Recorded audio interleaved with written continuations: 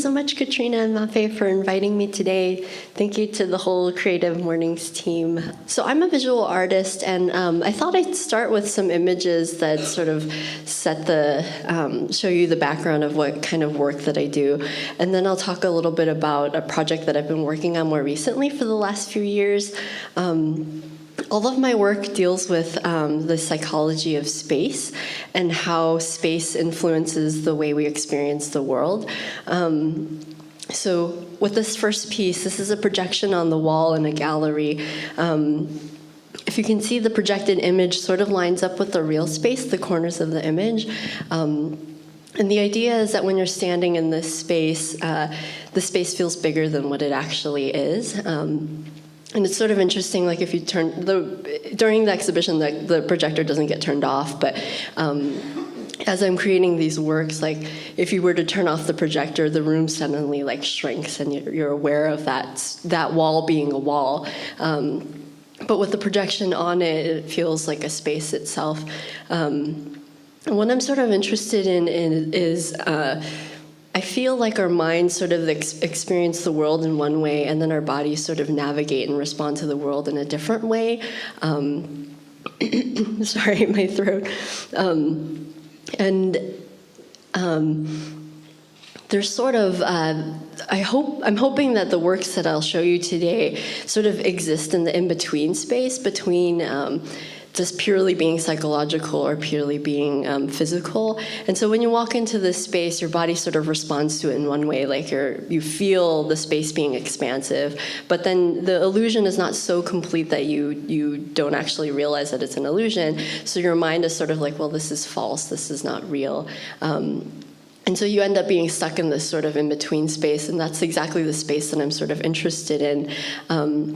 And this show was actually really interesting because it was in a really small gallery in upstate New York, and I'm used to like sort of showing in urban spaces and having a more like adult audience. But at this exhibition, at the opening, it was a lot of families and a lot of kids that came to the show. And I was really excited because I was just sort of like watching, but the kids would actually run up to the wall and touch it, and I could hear them asking their parents, like, is this real? Like, what is this? And that's like kind of exactly the response that I'm looking for, whereas I feel like adults tend to be a lot more reserved, so they don't actually like engage in that way.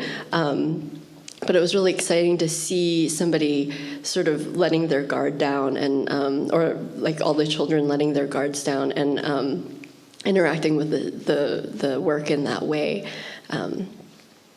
So this image is a site-specific piece that I did. This is actually at Interface Gallery, which is in Temescal Alley in Oakland.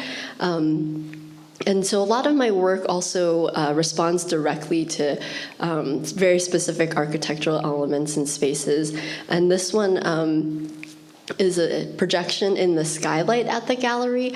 And when I first visited the gallery, I was immediately attracted to the skylight as a sort of architectural element, and I'm fascinated by windows and doors as sort of portals to other places, and I love reimagining where they might lead. And so I covered up the skylight and then projected this sort of imaginary staircase on it, but it's also projected at an angle, so when you look up, the staircase is going up, so it's also at an impossible angle. And for this piece, I incorporated the brick pattern from you can sort of see the brick pattern on the wall, so that it felt sort of complete and part of the whole space. And this was one of my first pieces that was not a video projection, and this is actually a vinyl print, and this was at the Yerba Buena Center for the Arts downtown here in the city. And when you first go, I don't know if you guys have been to that museum, but when you first go into the galleries, there's this sort of space that has a big staircase that goes up to the second floor. And I've seen there's this wall that kind of is next to the staircase, and I've seen artists use that wall for artwork, but they always show their work at eye level, but that wall is actually like 25 feet tall. And so I was really interested in sort of engaging or creating a work that would sort of force the audience to engage with the whole vertical length of the wall. So this print is actually like 25 feet tall and then 11 feet wide. And when you go up to look at it, because of where the staircase is, you're actually forced to stand really close to the wall, so you're like looking straight up.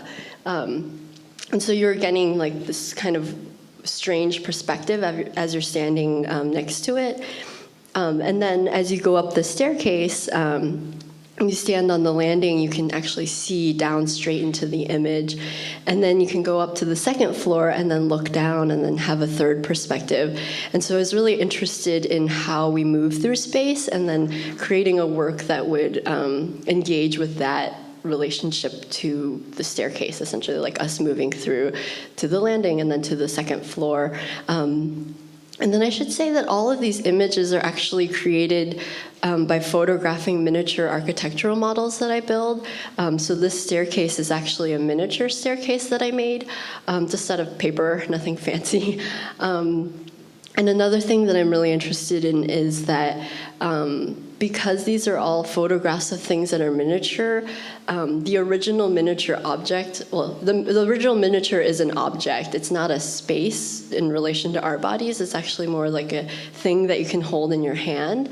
And by photographing it and lighting it in a certain way and then projecting it into life size, or like in this case, printing it life size, it becomes a space. So I'm really fascinated by how, just by changing the scale of it and how we relate to it, that we believe, when we look at it, we all believe it to be a space. And often people think that I've photographed real spaces that like I found somewhere. But I like that these illusionary spaces never actually existed as spaces. They were always objects. And I feel like that is evident of how we think about space and how we relate to space. And here's another image. This was a projection in a black space, and again, sort of an imagined portal to another world. So those are sort of all the images of some of the past work that I've done, and I'm still doing work like this now, but I've also been working on a very specific project for the last 3 years. I teach, once a week I teach an art class at San Quentin State Prison north of here. I've been doing it now for like 5 years, and originally when I started working there, I sort of just asked myself, I've always been interested in human rights, and at one point I thought I would be like a human rights activist, and I realized that that was maybe too hard of a life for me. But after becoming an artist, I began to ask myself, how as an artist can I participate in prison reform? And it's an issue that I feel like is very important in our country right now, and especially in our state. And so I was able to get in touch with this group that teaches art classes at San Quentin. Originally I just started volunteering, but then now there's actually funding for me to continue working there.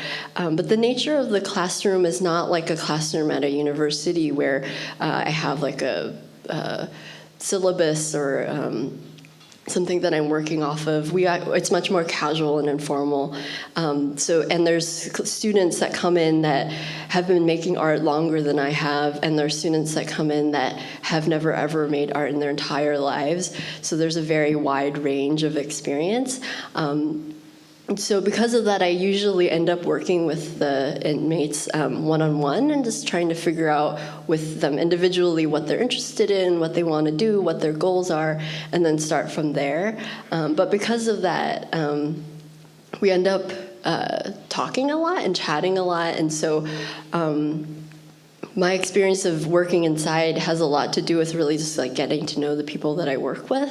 And I've been working there for 5 years, and some of the guys have been in my class for 5 years, so I see them more often than I see my friends outside, and a lot of them I know way more about them too.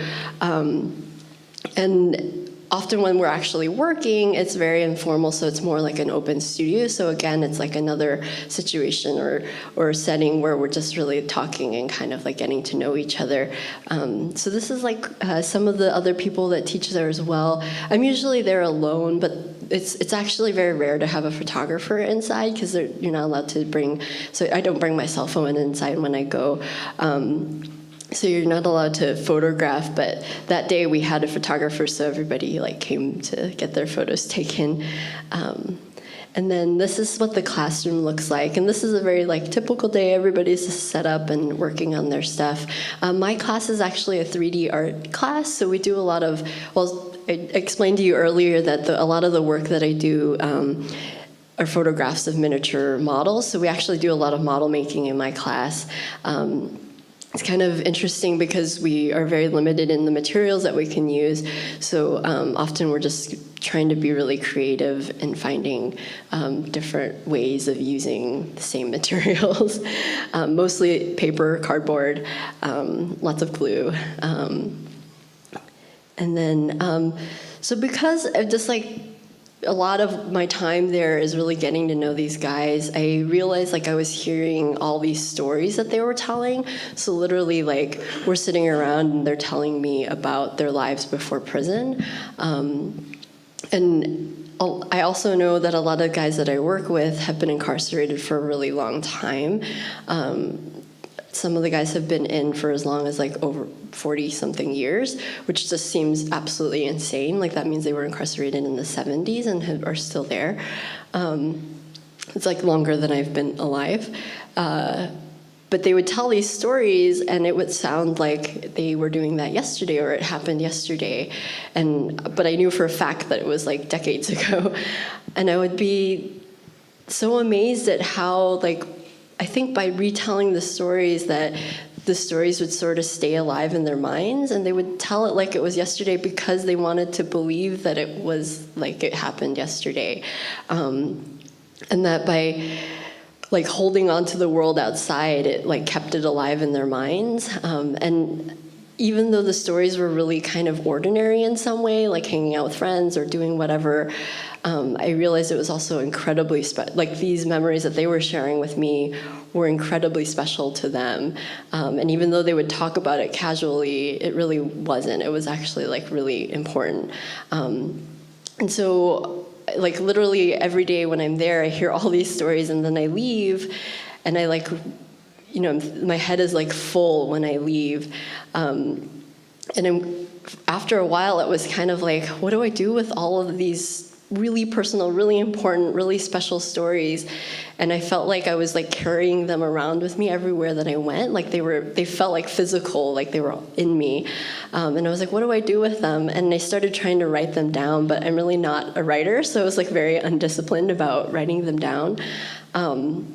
And so I was like, wait, I'm a visual artist. Like, why don't I make art to like somehow memorialize these stories and preserve them? So I came up with an idea to actually recreate the spaces from the stories that these guys were telling as art installations. So the art installations that I've made through this project all look like the work that I just showed you, but they're all inspired by stories from the incarcerated men that I work with. And I didn't want to be like, oh, I'm just making a piece about somebody that I know and not like involve them in the process. So I like talked to the guys that I worked with and I was like, would you guys be interested in collaborating with me? And so they actually created their own images of these places and they selected the places that they wanted to have recreated.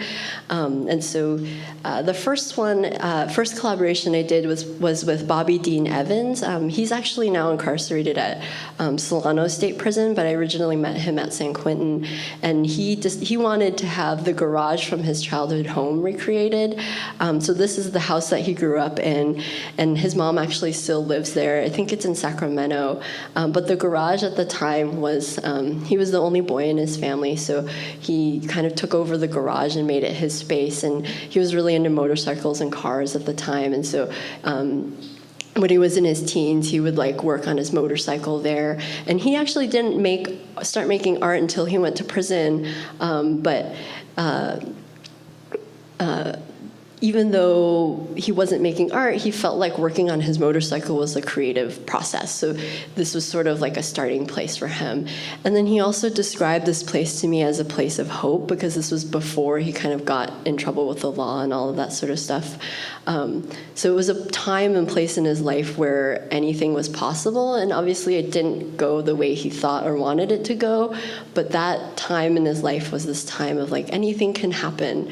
And he wanted to preserve this space in honor of that kind of feeling. So it was really exciting for me to work with him on this. And I don't want to like take up too much time with just this one image, but I feel like I could talk about just this piece for like an entire day. But all the materials are things that we could find in the prison pretty much, with the exception of a few things. So like the frame is made of pencils that he sanded, glued together, and then stained, I think with like tea. The grass is fennel that grows wild on the prison yard, and he collected it and dried it and then glued it and painted it. The flowers, I think you can't see so much detail, but the flowers are actually little hole punch circles, like just folded and glued together, like each of the petals. The tools that you see on the wall are cut out of a magazine catalog. Because it's funny, they have catalogs like that, but they obviously can't order those things. And then everything else is like paper, pretty much. There's some texture in some of the elements, but with this piece specifically, Bobby actually ended up transferring to Solano. At first he went to a different prison, and so I was kind of like, oh, maybe we won't. It was almost done, but not quite done. And so I was sort of like, well, maybe it'll have to be finished because he's not here anymore. So how are we gonna like complete this? And I was like, I have enough information that I think I can build the installation now. But then he wrote me a note and sent it somehow through the prison system, and it ended up in the classroom, the art classroom. And I found it, and my supervisor was there that day, and she was like, oh, well, and his note said like, hey, I really want to continue this project. Like, is there any way I can finish it? And for me, it was super touching, because I was like, the project of course is important to me, but I didn't realize like it was just as important to him. So the fact that even though he was physically super far away and communication is very difficult, he still like wanted to do this. Anyways, my supervisor was like, yeah, why don't you write to him? Just use the official address that we have so that you're not giving out your personal home address and stuff. So I wrote to him, and we actually finished this piece through correspondence. And again, it was really interesting because I'm so used to email and people replying to me right away, and instead everything took like 2 weeks to turn around because we were handwriting, and he was sending me diagrams, and I would take photos of the piece and arrange things and be like, is this how you want it? Like, and he would send his response back to me. And I feel really lucky because I have all of those letters and stuff now as documentation and memory of this process. But it was also interesting because in letter writing, I feel like you say things that you don't necessarily say in person. And there were some things that he said that just like, for me, have been like so like humbling and amazing. And he was telling me about how whenever he works on this project, he feels like he's actually physically going back to that place, even though it was so many years ago. That was like really special for me to like read that. And it also made me realize that like I'm kind of like building these installations outside, and there's so many logistical things to take care of.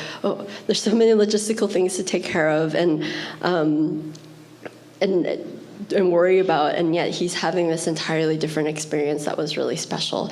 And so I should show you the images of the work that I created. So you can sort of see the wall. I took the pattern from the wall there, the unfinished wall, and created a room out of it. And then I made a miniature version of the space itself and projected it at the end. So this was shown at Chandra Cerrito in Oakland. And then this second project I did was with Dennis Crooks, and Dennis is actually out of prison now, and we started it when he was at San Quentin, but he's been released since, and his space is the hallway from his childhood home. So again, his mom also lives in this, still lives in this house, and with doing this project, I realized everybody was picking these spaces that were about family and about home, and I guess it's like kind of obvious why people would pick that, but it hadn't occurred to me until like after I started doing this, and I realized like that's like when we're away from family and home, that's where our heart is. Like that's who we are. Like our home and our family defines who we are, and that's the most important place to like all these people that I work with, and that's where they want to be. Anyway, so this space, him and his sister would come out and play checkers and chess in the hallway at night when their mother was asleep. So that's why like this space was special to him. And this painting Dennis actually made after he got out of prison. So it's actually, he knew he was getting released. So he was like, can I wait to make the painting after I get out? Because I want to make a really giant painting, which is something you can't do at St. Quentin. So this is actually like 4 feet by 5 feet.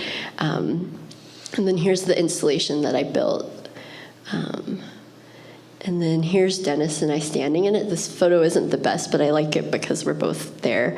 And then Dennis, when he got out, he after 6 months of being out, he was able to go. He's actually from the East Coast, so this house is in Rhode Island. And so he got to go home, and he got to see his mother for the first time in 20 years. And I was like, oh my gosh. And he sent me photos of him meeting his mother, hugging her at the airport. And then he sent me a photo of the house because she still lives there, and it looks exactly like his painting. So I was very, very excited.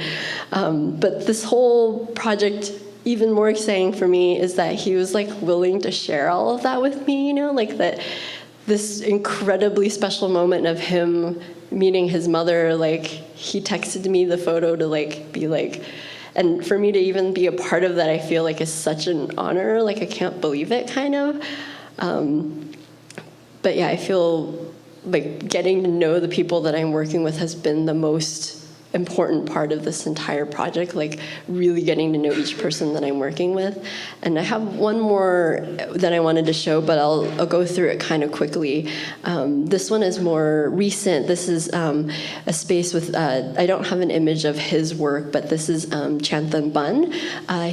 This is the fort that him and his siblings built outside of the apartment that they lived in when they were around 10 years old. And this was really exciting because he wasn't a part of this project originally, and he overheard us talking about it, and so we were explaining it to him, and I was like, well, do you have a space that you would want recreated? And he said no. His childhood was really horrible, and he grew up living in refugee camps all over Southeast Asia. His father was killed in the Pol Pot, or in Cambodia by the Pol Pot regime. And he grew up a very violent childhood, and he was involved in gangs, which led him to be in prison. And so a lot of the people he knew were killed when he was younger, so his childhood was not great. And so he was like, I don't want to remember any of it. So I was like, oh, I better not say anything. So I didn't know what to say, and I kind of left him alone. But then later on, he came and he described this fort to me, and he was like, this is the space that I want recreating. He was like, oh my God, I haven't thought about this for the last 20 years. And now every time I see him, he has a new story about the fort. And very quickly, I'll just say there was a mattress inside that they would play in, and lots of comic books and baseball cards. And there was actually a fish pond at the end of the fort. And then there was a ghost that haunted the fort as well. But it's been really exciting kind of being part of him remembering this place. And he was telling me that he's going to share all these images with his cousins and siblings as well, because they also they haven't talked about this place, for years and years. And I'll skip through the next image, but last thing I wanted to say was that I'm also working on a project with this guy, Ronell Draper. He goes by Roach. He's incarcerated at St. Quentin, and we started an Instagram project where we would post kind of thoughts and quotes from guys inside. And this all came about because of the political atmosphere that we're in right now. And everybody outside was so involved in protests and kind of speaking our mind about about what's happening politically in our country, but in prison they don't really have a venue for that. And so we were like, how can we share what people are experiencing inside with the world outside? And so this was sort of our solution. We do have to run everything through the institution to like have it approved, so they do have to like look at the quotes that we post.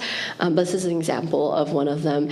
And Lumumba actually, like a month ago, was approved for parole, and he's been incarcerated for 41 years. So this is like super exciting that he's getting out. But Lumumba's going to be out like probably in a few months, and he actually had spent 8 years in solitary at Pelican Bay as well. So it's going to be amazing when he's out. It'll be hard, but it'll be wonderful. And I'll just end with this slide here because I think I'm already running over time. Last slide, I thought I'd leave you guys with this thought or whatever. Thank you.